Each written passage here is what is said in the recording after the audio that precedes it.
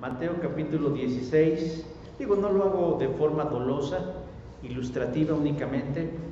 Mateo capítulo 16, versos del 1 al 4, solo son 4 versiculitos. Vamos a ponernos de pie, vamos a leerlo todos juntos para que no nos sintamos solitos cuando lo leamos.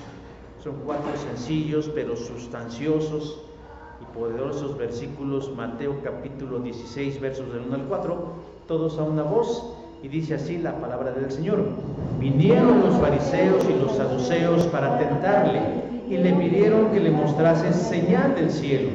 Mas él respondiendo les dijo: Cuando anochece, decís, buen tiempo, porque el cielo tiene arreboles, y por la mañana hoy habrá tempestad, porque tiene arreboles el cielo nublado. Hipócritas, que sabéis distinguir el aspecto del cielo, mas las señales de los tiempos no podéis. La generación mala y adúltera demanda señal, pero señal no le será dada, sino la señal del profeta Jonás, y dejándolos se fue. Pueden tomar sus lugares. Y menciono esto del ídolo del pueblo cristiano porque algunos, no muchos, se me han acercado y lo he escuchado alrededor de mí a lo largo de algunos años, que mencionan bastante a este personaje llamado Armando Antonio Alducci Fletcher. Ese es su nombre completo, pero para los cuates, Armando Alducci, ¿no? Armando Antonio Alducci Fletcher es un predicador cristiano, evangelista, escritor y teólogo mexicano que fundó la iglesia Vida Nueva en México en el año de 1980, pero después cambió el nombre a Vida Nueva para el Mundo, es decir, expandió sus horizontes. El pastor Alducci es muy reconocido por muchísimos cristianos, es casi a veces tema de conversación, pero no es conocido por sus muchos matrimonios que ha tenido, por lo menos 4, y por los innumerables hijos que ha procreado en estos matrimonios, o por ser un practicante activo de la yoga. No, eso no lo sabe nadie, pero ya lo saben ustedes. Es muy reconocido por ser una autoridad o un referente en asuntos escatológicos, es decir, en temas referente al final de los tiempos, como por ejemplo la segunda venida de Cristo, el Armagedón, y como buen dispensacionalista del rapto secreto de la iglesia, la tribulación y el milenio literal. Pero como dije hace algunas semanas, si ustedes lo recuerdan, estos temas escatológicos o del final de los tiempos suelen ser polémicos, pero también fascinantes y seductores para muchos cristianos que les encantaría saber cuándo, cómo, dónde vendrá el final de los tiempos.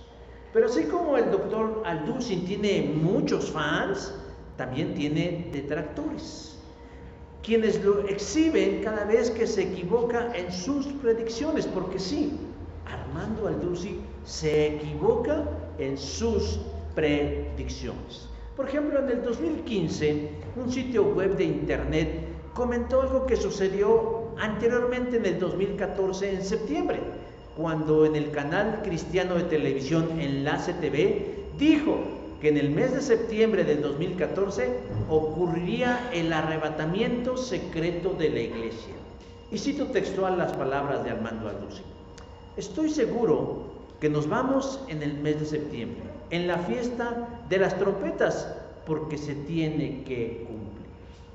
Bueno, estamos en octubre del 2023 y no nos hemos ido, al menos que estemos en un universo paralelo. Armando Alducci, cuando se dio cuenta de su error, en lugar de aceptarlo o admitirlo, trató de dar una maroma así olímpica, tratando de justificar diciendo que él nunca había dicho tal cosa, que habían distorsionado y alterado sus palabras, que él lo que quiso decir es que la última trompeta de la que habla el Apocalipsis antes del fin se daría durante la fiesta de las trompetas que se celebra en septiembre, pero que no dijo en qué año, que puede ser en el del 2014, en el 2023, en cualquier otro. Pero recientemente, muy recientemente, en abril del 2021, es decir, hace 2 años, Armando Aldusi tuvo que salir ahora sí a pedir disculpas porque dijo que después de un análisis concienzudo de la parábola de la higuera de Jesús en Mateo 24, llegó a la conclusión de que Jesús vendría a este mundo por segunda vez en el 2028. Desde luego que sus detractores lo cuestionaron mucho, y esto lo llevó a él a salir y a pedir disculpas por la mucha presión que recibió, ya que lo cuestionaron por haber dado una fecha tan exacta y tan precisa, pero después de haberse equivocado hace algunos años. El argumento con el que presionaron a Armando Aldusi fue decirle que la Escritura afirma que nadie, ni en el cielo ni en la tierra, sabe cuándo sucederá esto. Armando Aldusi, en un ejercicio de humildad, admitió su error y dijo que no fue su intención molestar o engañar a alguien, sino que más bien quiso alertarnos que estamos en los albores del cumplimiento de los eventos finales. Para muchos, Armando Aldusi es un erudito en cuestiones del final de los tiempos. Pero la verdad es que Armando Aldusi es un improvisado, porque los doctorados que él presume son honorarios, es decir, se los regalan. Él no estudia, él no ha ido a una universidad ni a un instituto a leerse por lo menos un libro acerca de la escatología. El grado que él ha obtenido es a través de simpatías y amistades. Esto que yo digo no es para denostar ni el trabajo ni la persona de esta persona. Es más, yo creo que él es un buen hombre, un cristiano verdadero, un hombre honesto, sincero y no malintencionado. Sin embargo, eso no significa que él sea un experto en lo que dice ser. ¿Por qué? Porque él es un adherente a un movimiento teológico que apareció a finales del siglo XIX, como lo es el dispensacionalismo. Y digo esto porque muchas veces a mí me ha sucedido como pastor que gente de mi congregación, no digo ustedes, porque alguno dirá yo nunca lo he oído, o tal vez sí lo he oído, pero hay gente que se acerca y a veces me refiere cosas que escucharon con Armando Aldusi, diciendo, es que el doctor Armando Aldusi dice que hubo personas antes de Adán y Eva.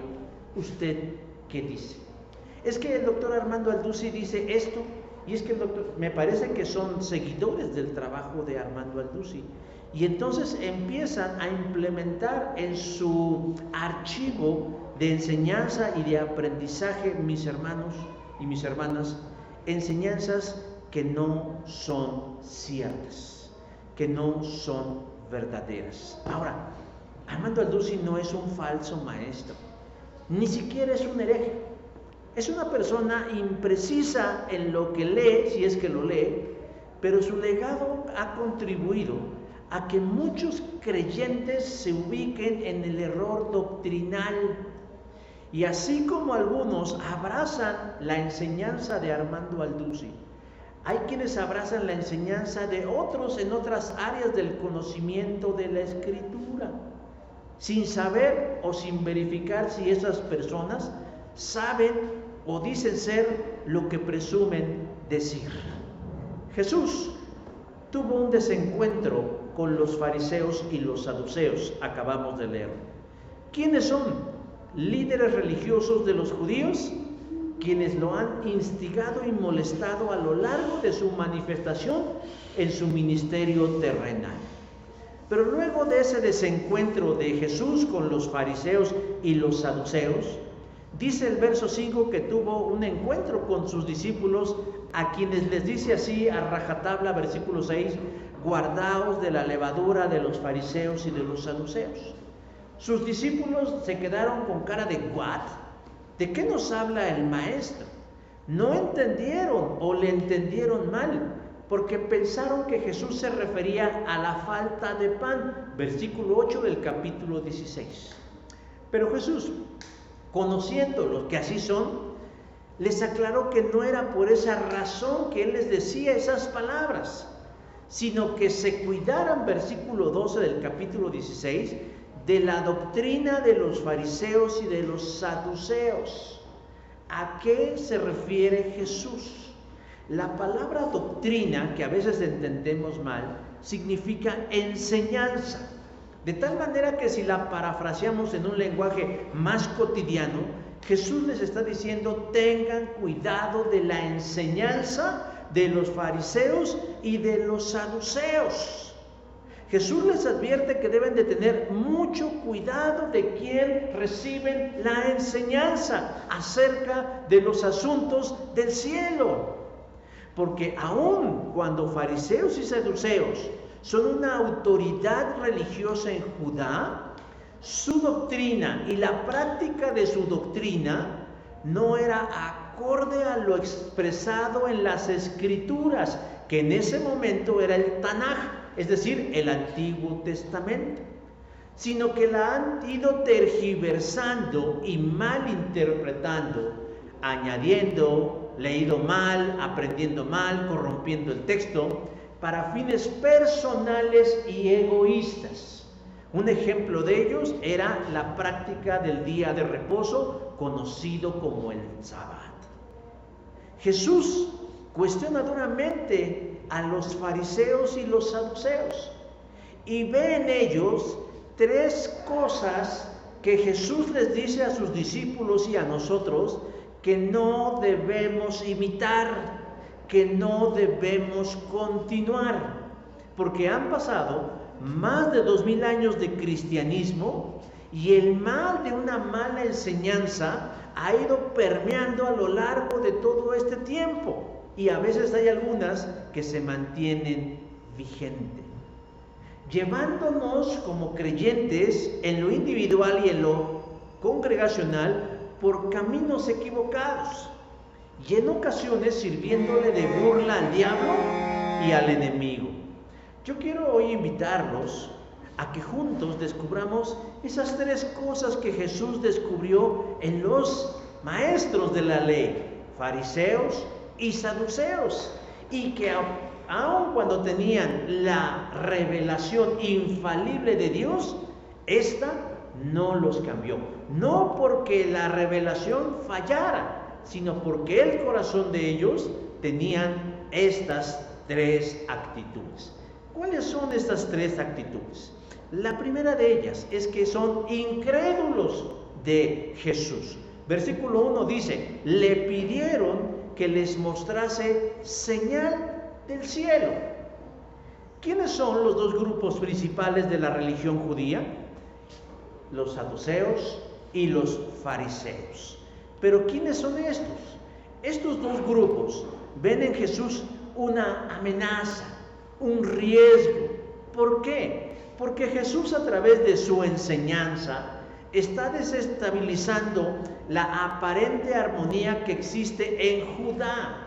Sus fundamentos, es decir, lo que ellos creen, se tambalean y se ven amenazados. Un día, representantes de estos dos grupos, fariseos y saduceos, se unen y van al encuentro de aquel a quien la gente ya identifica como el Cristo o el Mesías, versículo 1. Pero vamos a hacer un poquito de análisis diciendo quiénes son los fariseos y quiénes son los saduceos y por qué son tan importantes. Son como el agua y el aceite. Es una paradoja, porque aunque los dos proceden de la misma línea de Moisés, en la práctica tienen diferencia en creencias y políticas. Por ejemplo, los fariseos se rigen de acuerdo a la ley escrita y a la ley oral, es decir, toda la ley escrita que es el Tanaj, el Antiguo Testamento, el Pentateuco, la literatura sapiencial, los profetas, etcétera, etcétera. En contraste, los saduceos solo reciben instrucción del Pentateuco. Para ellos, los 5 libros de Moisés son los únicos útiles como forma de dirigir la vida. Los fariseos creen en ángeles y en la resurrección, y los saduceos no creen en eso.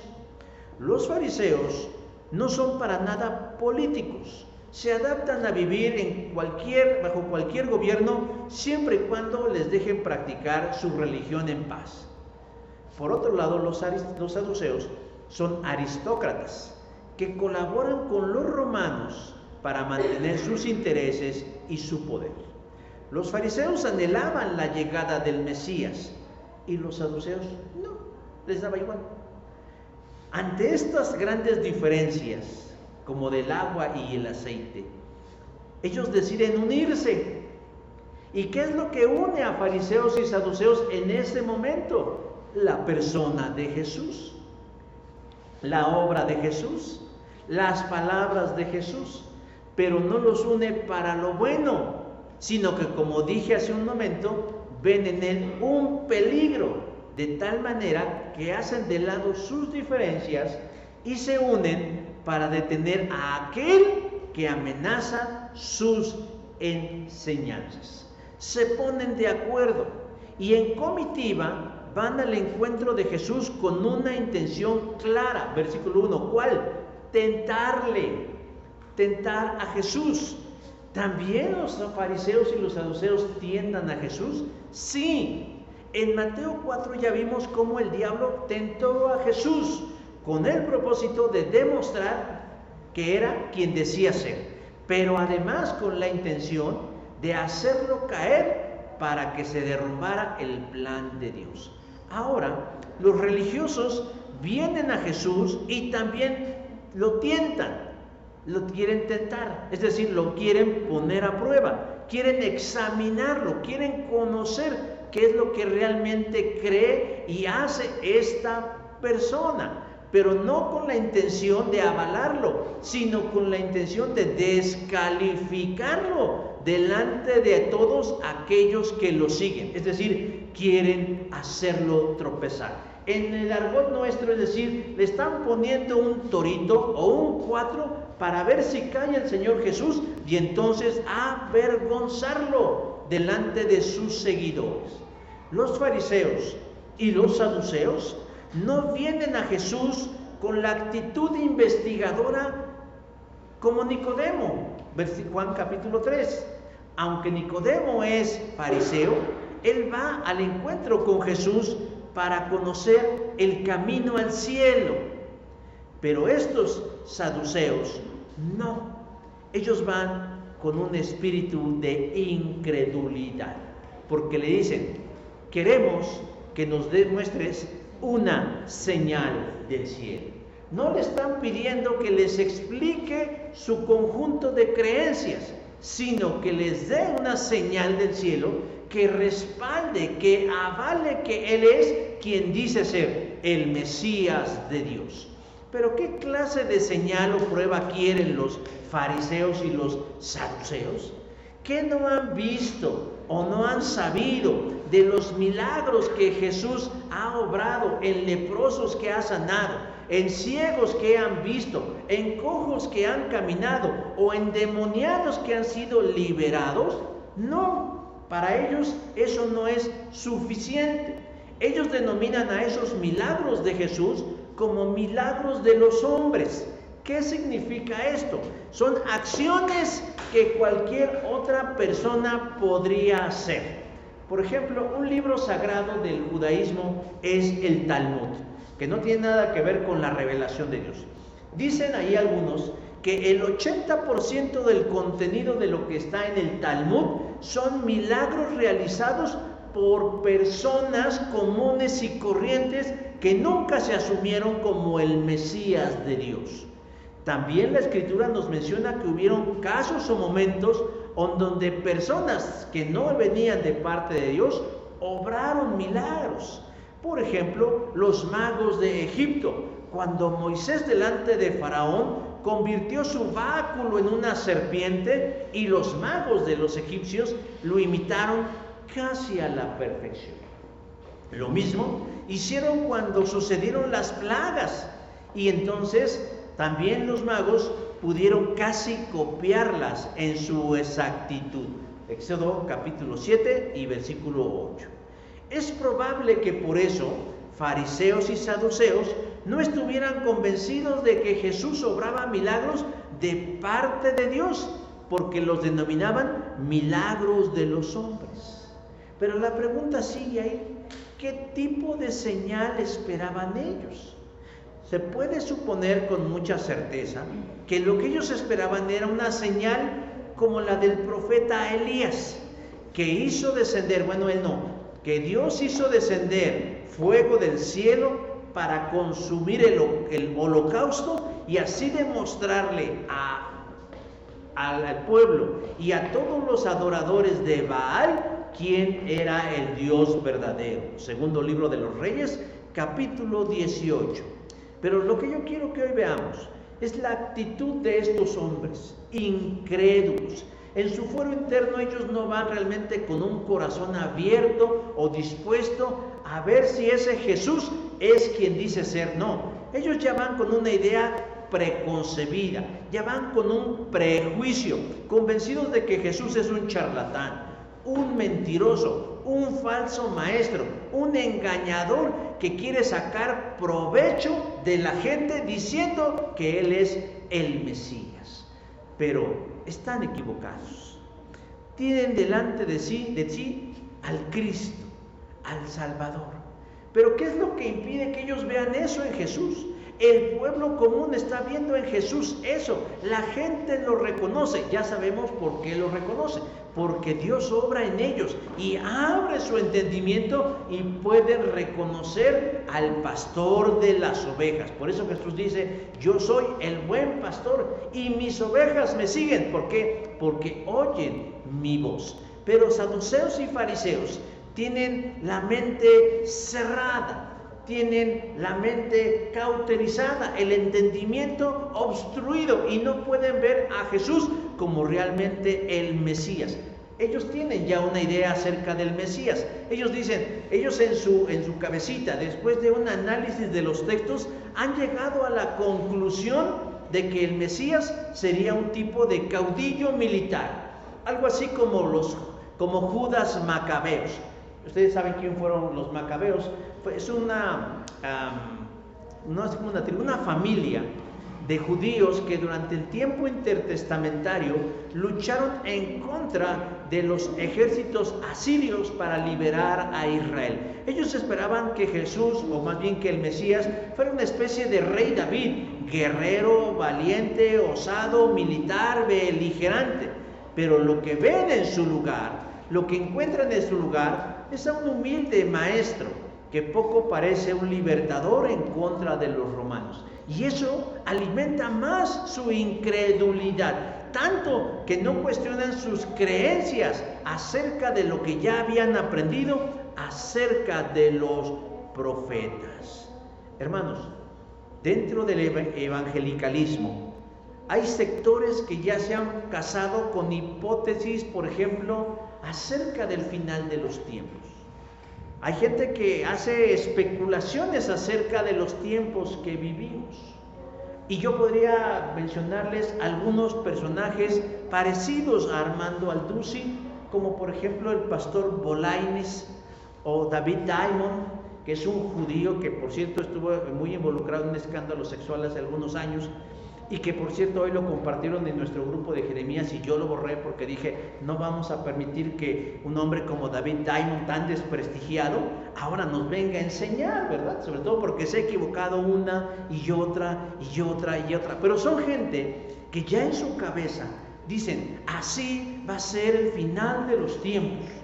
Y sáquenlos de ahí, sáquenlos de ahí. Hace algunas semanas, por diferentes redes, la gente ya, algunos de estos personajes empezaron a decir, ya se acerca el final de los tiempos porque Israel acaba de firmar un tratado de paz con los árabes hace 2 semanas, y decían, se acerca el final de los tiempos, porque en su cabeza decían que la escritura dice que cuando venga la paz, entonces vendrá el fin. Pero tomen sus cuernotes y no los del diablo, porque tan solo 2 semanas después viene el ataque de este grupo terrorista Hamás a Israel y trastorna completamente el plan que algunos ya habían pensado. Ya estaban soñando con la cena, con la boda del Cordero, ya estaban pensando en su arrebatamiento, ya estaban pensando en su tribulación, ya estaban pensando en el milenio literal, ya estaban pensando en las vestiduras blancas, en los 4 jinetes del Apocalipsis. Pero nos enseñan a que, hermanos, realmente no hay nada definitivo en todo esto. Pero somos bombardeados, hermanos, con ideas.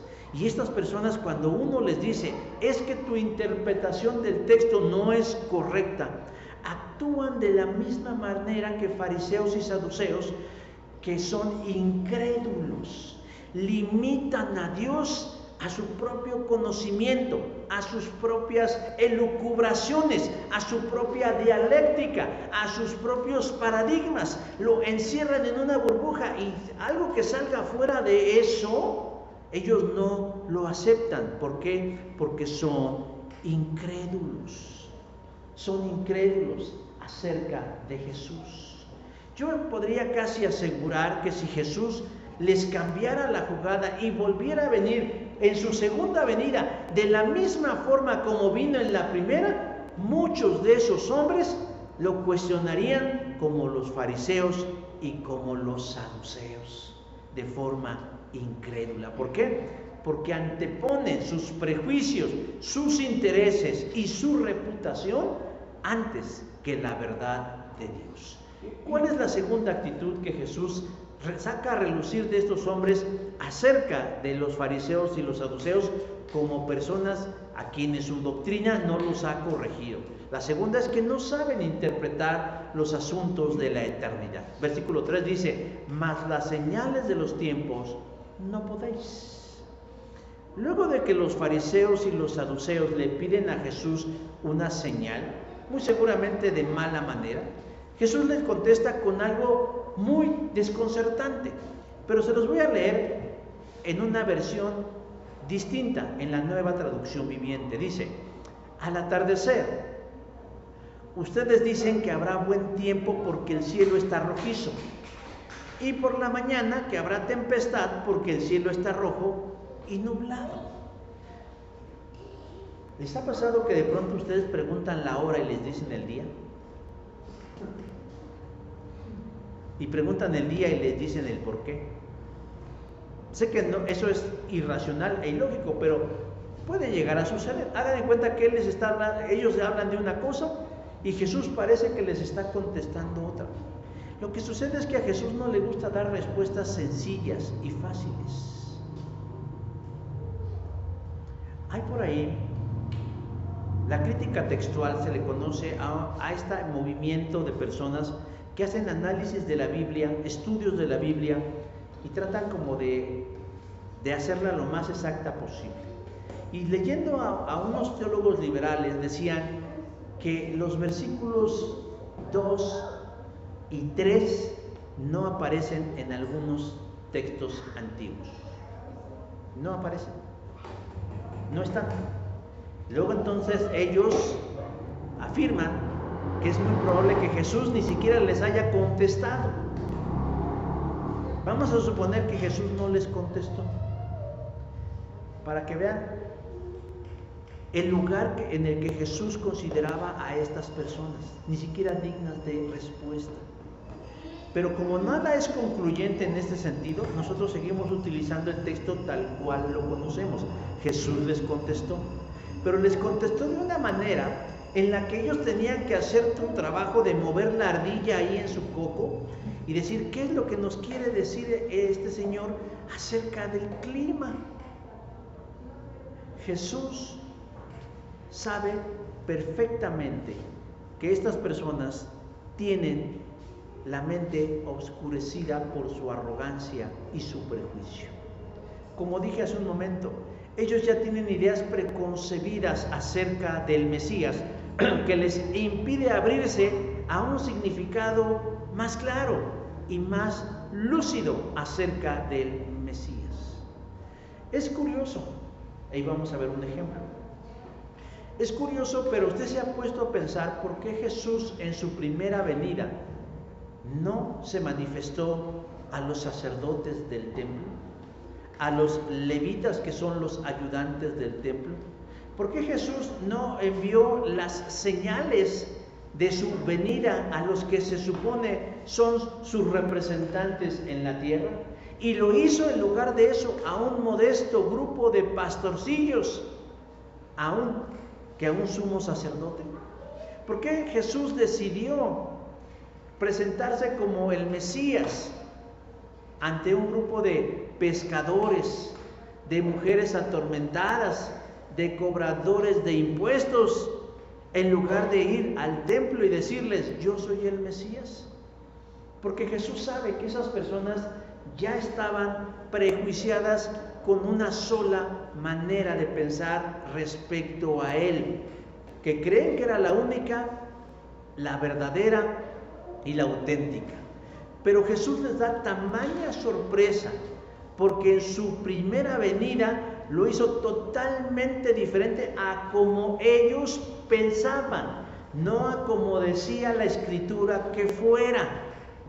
Por ejemplo, Isaías 7:14 dice, he aquí la Virgen concebirá y dará a luz un hijo y llamarán su nombre Emmanuel. Todos los que estamos aquí, o casi todos los de los que estamos aquí, ya entendemos esta revelación porque ya se cumplió. Y entendemos que Jesús nació a través de una virgen, en el estricto sentido de la palabra, que era una mujer que no había tenido relaciones íntimas con nadie, porque la idea era obrar el milagro de la concepción, el Theotokos, como dirían los expertos, obrar en una mujer virgen la concepción de parte de Dios. Bueno, pues los judíos, como les parecía irracional esto, decían, no, es que la palabra virgen que Isaías utilizó ahí no significa una mujer pura en el ámbito que todos pensamos, significa más bien una mujer joven. Y entonces ellos en su teología decían, he aquí la mujer joven concebirá y dará a luz un hijo y llamará su nombre Emmanuel. Cambia el sentido de las cosas en mucho. ¿Por qué? Porque para ellos el nacimiento del Mesías no sería un nacimiento sobrenatural, teofánico, sorprendente, sino un nacimiento más que pudo haber sido de Chana, de Juana o Perengana. No importa si hubieran tenido hijos antes o si tuvieran hijos después. Pero el solo hecho de cambiar ese concepto hablaba porque ellos estaban esperando un guerrero y no un libertador espiritual. Jesús sabe eso. Por eso Jesús no se reveló a ellos. Y por eso los pone en jaque con estas palabras diciendo, ustedes son capaces de saber cómo se mueve el clima. Saben si va a llover, si no va a llover, si va a ser viento, si va a ser calor. Pero ¿qué creen? De los asuntos verdaderamente importantes, los de la vida eterna, los del cielo, esos ustedes no lo saben.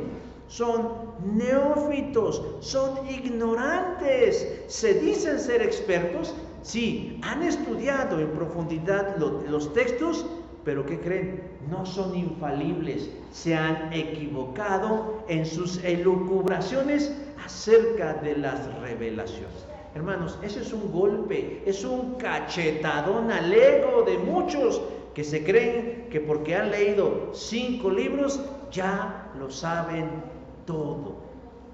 Por eso en la iglesia cristiana o en la iglesia evangélica se dice que siempre estamos en una constante reforma.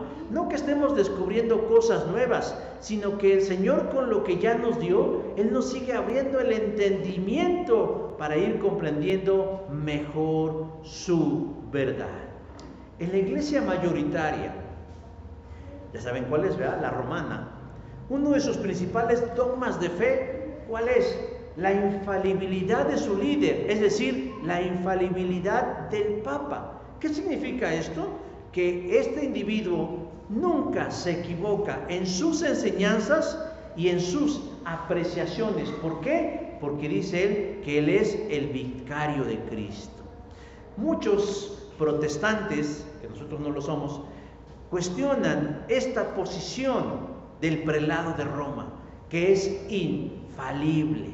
Pero saben, yo me he dado cuenta, y esto es una expresión empírica de mi parte, que muchos evangélicos también adoptan la postura de la infalibilidad. Porque ¿quién es infalible? ¿La persona o la palabra? La palabra, no la persona, porque yo me puedo equivocar. ¿En qué? En mi apreciación. ¿En qué? En mi análisis. ¿En qué? En mi lectura. ¿En qué? En mi explicación. ¿En qué? En mi exposición. Y si yo me equivoco, y si yo enseño, es casi seguro que ustedes van a aprender mal. Por eso es menester que quien expone y quien sabe debe procurar siempre, bajo la asistencia de Dios, buscar no la infalibilidad, sino la iluminación para poder hacerlo de la mejor forma. Pero también es responsabilidad del oyente preguntarse si lo que a mí me enseñan es tal cual lo dice la Escritura. Porque ¿cuántas veces no hemos escuchado ese pasaje de Jesús, precisamente de Mateo, de buscar primeramente el reino de Dios y su justicia, y todas las cosas os serán añadidas? Muchas veces. Y lo hemos escuchado tantas veces, tal vez en esta iglesia, no creo, pero en muchas otras, o inclusive en videos cortos, en videos largos, en gente bien intencionada repitiendo este error, porque el texto no dice eso. Y es un error de lectura. El texto no dice que si buscamos el reino de Dios y su justicia, todas las cosas me serán añadidas. El texto no dice así. Jesús está hablando del techo, de la ropa, del pipirín. Y luego dice, buscad primeramente el reino de Dios y su justicia, y todas estas cosas, ¿cuáles cosas?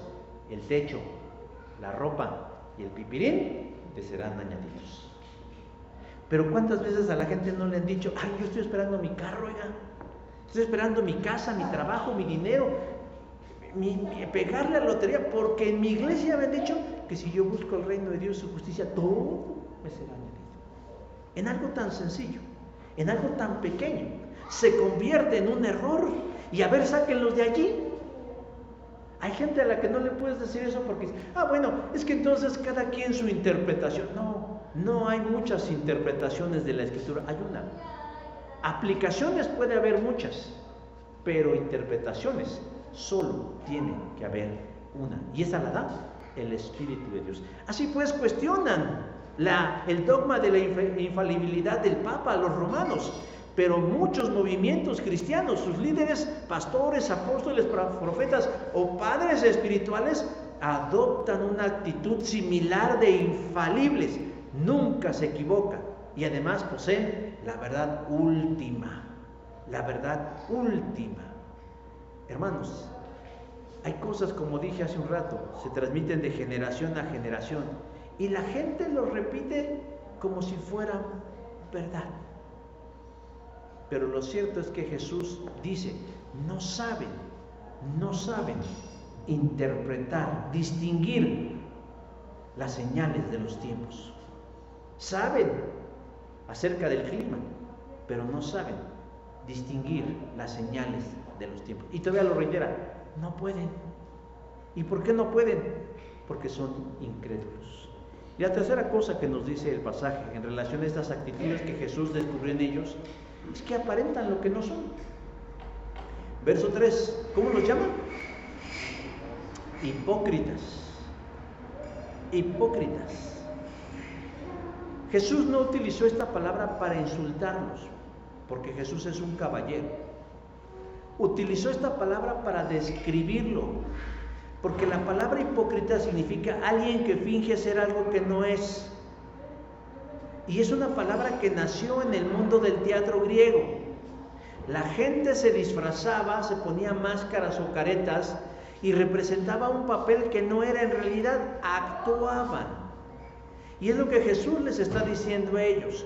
Ustedes tienen apariencia de piedad y de buenas personas, pero en realidad son arrogantes e ignorantes. ¿Qué se esperaba, hermanos, de un saduceo o de un fariseo? ¿Cuál sería la expectativa? Una conducta distinta, un espíritu de mansedumbre, alguien con amor para guiar al pueblo respecto a los asuntos tanto de la vida terrenal como de la vida espiritual. Pero casi siempre eran puros juicios. Lo haces mal, lo haces mal, lo haces mal, lo haces mal. Juicio, castigo, fuego del cielo, condenación. A mí, un familiar mío, espero que no esté viendo este video, que vas a ver, me comparte videos de su congregación. Y así es, hermano, todo es mal. Todo está mal, que si se visten mal, que si oyen mal, que si hablan mal, que si, todo está así. Yo acabaría abrumado y deprimido, con ganas de agarrar un pan Bimbo y cortarme la yugular, porque de plano dice, todo es negativo. Dios había puesto en los fariseos y los saduceos el rebaño de Dios para que lo condujeran por el camino de la fe, de la esperanza, de la rectitud, de la justicia. Pero ellos estaban más preocupados y ocupados en mantener el status quo, es decir, que los romanos no los estorbaran sus prácticas religiosas, que los romanos no les quitaran sus propiedades ni sus bienes. Ellos no querían perder sus privilegios y la imagen de personas sabias y elevadas. ¿Qué dijo Jesús? Que muchos de ellos gustaban de orar en los lugares públicos para ser vistos por los demás. ¿Ustedes han visto imágenes de judíos hoy en día, de judíos ortodoxos? Esos que tienen así como unos cairelitos y unos sombreritos. Usted se encuentra uno de esos en la calle y ¿qué hace? Pues lo mira. En cierta forma ese atuendo es para eso, para que los miren. Y en ese tiempo los más santos y los más sagrados se colgaban unas cajitas aquí en sus sombreros o en sus gorras que traían la ley. Ahí el texto que leíamos hace un rato de amarás al Señor tu Dios con todo tu corazón, que es la Shema, que es la oración del pueblo judío. Para que según ellos, yo creo que por ósmosis, se les metiera en el coco y no se les olvidara que solamente había un Dios. Ellos hacían eso ¿para qué? Para ser vistos y para ser reconocidos, para tener privilegios y para ser tenidos por sabios. Pero Jesús los utiliza como un mal ejemplo. Por ejemplo, en la parábola del buen samaritano, el tema central de la parábola es la compasión, y utiliza al sacerdote y al levita como malos ejemplos, como malos prójimos, porque pasaron de largo ante alguien que estaba en sufrimiento, pero que fue auxiliado por un despreciable samaritano, según Lucas capítulo 10. En la hipocresía de ellos va su ignorancia, pero no una ignorancia de conocimiento, sino una ignorancia aún más grave, porque sabiendo lo que saben y lo mucho que saben, no son capaces de identificar que tienen delante de sí mismos al Mesías de Dios. San Agustín dijo: para el que quiera creer, tengo 1000 razones, pero para el que no quiere creer, no tengo ninguna. Y así pasa. Le piden señal a Jesús. ¿Y de qué hubiera servido que Jesús hubiera hecho una señal del cielo si de por sí ellos ya no querían eso? Ellos simplemente querían otra cosa. No perder sus privilegios y sus intereses. Y lo mismo sucede con personas como Armando Alduzzi y otros más. Son sinceros en lo que dicen. En su error son sinceros, son honestos cuando hablan, pero aún así están equivocados. Están equivocados.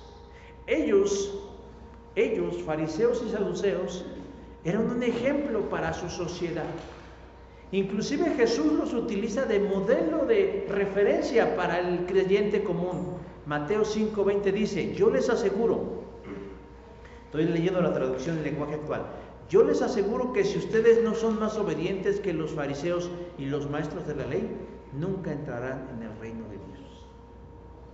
O sea, para que vean el nivel que ellos tenían, que hasta Jesús reconocía ciertas virtudes en ellos, pero su doctrina, su enseñanza no era lo suficientemente buena como para cambiarles el corazón que tenían, ni lo suficientemente poderosa para abrirle los ojos nublados y ver que quien estaba delante de ellos diciéndole lo que les decía era el Mesías tan esperado. Lo rechazaron, pero no porque no pudiera comprobarles que era el Mesías, sino porque tenían ya ideas preconcebidas de lo que ellos creían que era el Mesías. Por eso, como dije hace un momento, si hoy en día Jesús volviera a venir como vino en la primera vez, yo estoy seguro que en muchas iglesias le cerrarían la puerta y muchos movimientos cristianos lo negarían porque no serían capaces de ver en él al Mesías. Y eso es muy triste. Y son hipócritas, porque aparentan algo que en realidad no son. Ante la petición de saduceos y fariseos, Jesús no accedió a ella, los cuestiona y saca a relucir su naturaleza diciéndoles, versículo 4, generación mala y adúltera.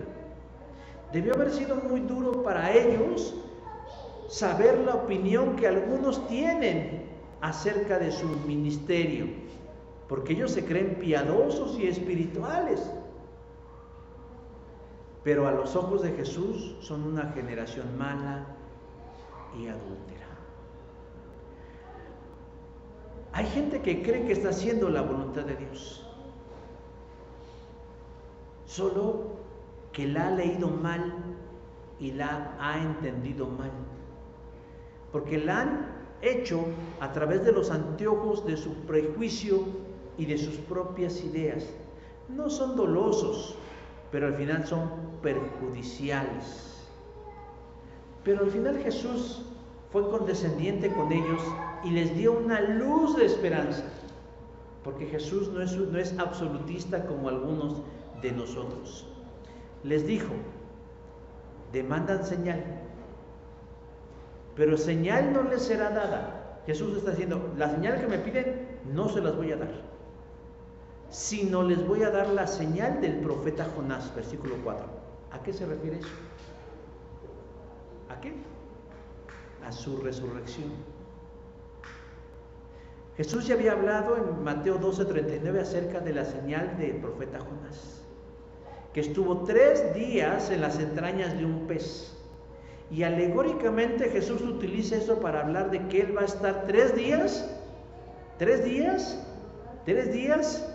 en el lugar de los muertos, en el Hades, en el sepulcro, y luego volvería a la vida. Esa es la señal de señales, que de alguna forma les está diciendo: yo les voy a dar esta señal para ver si creen o no creen.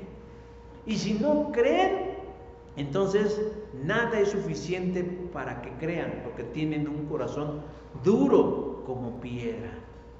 Y nosotros que ya conocemos la historia sabemos cuál fue el final, el triste final de muchos de ellos, porque ni aun Jesús, resucitando de entre los muertos, le creyeron. ¿Y por qué no le creyeron? ¿Que sus ojos no lo vieron? ¿Que sus oídos no lo escucharon? ¿Que sus sentidos no lo percibieron?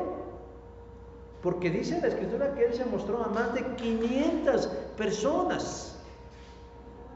Y aún así muchos no creyeron. ¿Por qué? porque la enseñanza, la doctrina con la que ellos ya estaban casados, se los impedía. ¿Cómo vamos a aceptar eso si eso es contrario a lo que hemos creído siempre? Bueno, lo que nos queda a nosotros hoy en este día es tengamos cuidado de quién y de dónde recibimos enseñanza. Yo no estoy diciendo que yo sea infalible, pero sí estoy diciendo que yo tengo una responsabilidad delante de Dios de acercarles el alimento espiritual lo más puro posible. Hay muchas voces a nuestro alrededor. Vivimos en un tiempo de sobreinformación. Usted hable su teléfono celular y entre a la red social que quiera y se va a encontrar información de todo tipo, desde jardinería, ferretería, cocina, educación de los hijos y elementos espirituales. Y siempre no va a faltar el que tuvo una nueva revelación, alguien que va a reinterpretar el texto, alguien que nos va a enseñar lo que no sabíamos, alguien que nos va a sacar del error. Y muchas veces nosotros, sin siquiera discernir, aceptamos las cosas como si fuera verdad. No nos dejemos engatusar por cualquiera, por más famoso que parezca, aunque tenga miles de seguidores, él o ella pueden errar.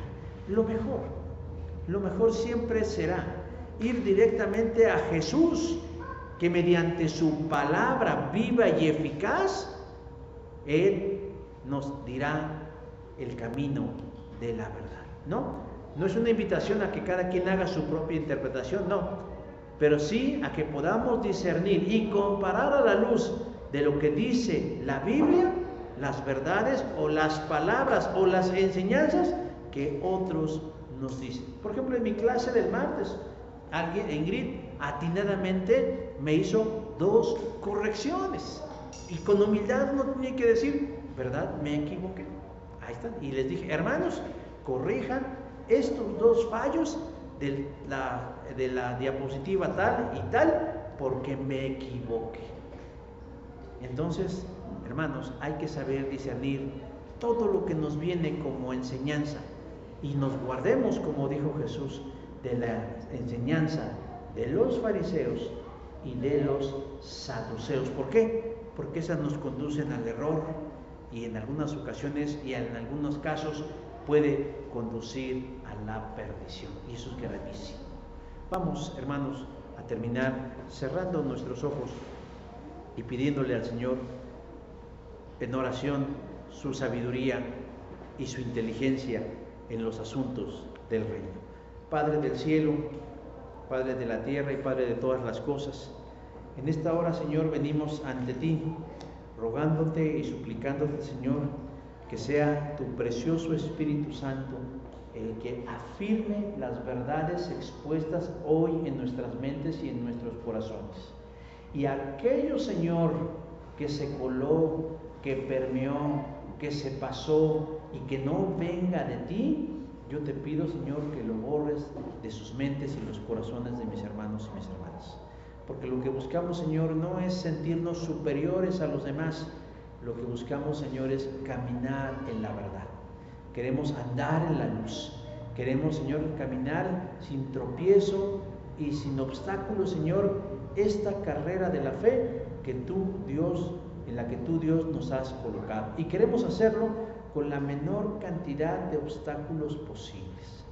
Permite, oh Dios, que seamos sensibles, que agudicemos el oído a la voz de tu Espíritu, que muchas veces nos dice, no muchas veces, siempre nos marca la pauta hacia lo que es verdadero y lo que no lo es. Te bendecimos y descansamos, Señor, en saber que tú obrarás, porque tú eres bueno, porque tú eres sabio, porque amas a tu iglesia, porque amas a tu pueblo, porque amas a tus hijos y porque tú no permitirás, Señor, que nos equivoquemos. Y si nos equivocamos, Señor, por nuestra causa, tú nos reencauzarás si somos sensibles y humildes delante de ti. Gracias, Señor, en esta hora, en el nombre que es sobre todo nombre, Cristo Jesús. Amén. Dios les bendiga, mis hermanos.